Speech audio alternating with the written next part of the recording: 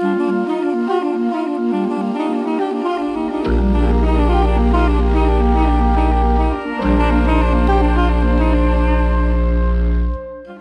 Fondation de l'Art Brut et le Musée cantonal des Beaux-Arts de Lausanne ont présenté cet été les expositions Aloïse, le ricochet solaire.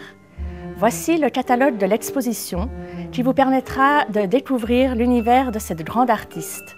Aloïse Corbat, peintre et figure majeure de l'art brut, selon Jean Dubuffet, est née à Lausanne en 1886 et est morte en 1964. Elle fut internée pendant 46 ans de sa vie pour schizophrénie. Vence, 11 avril 1964.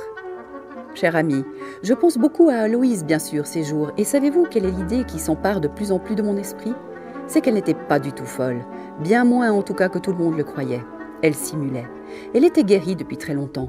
Elle s'était guérie elle-même par le procédé qui consiste à cesser de combattre le mal et à entreprendre tout au contraire de le cultiver, s'en servir, de s'en émerveiller, d'en faire une raison de vivre passionnante.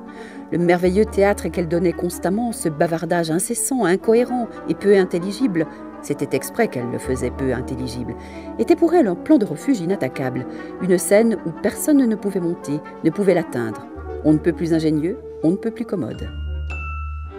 D'immenses yeux bleus, noyés et sans pupilles, des couleurs flamboyantes dessinées au crayon, à la craie, et des photos découpées de journaux et collées sur les peintures.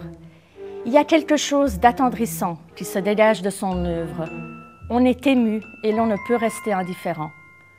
L'univers d'Aloïse Corbat est peuplé de légendes, d'amour, de musique, de rois, de son imagination.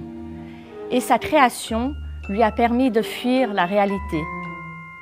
L'ange ouvre le tombeau, se sent vivante dehors du couvent et promène sa lampe céleste, balcon des banquises.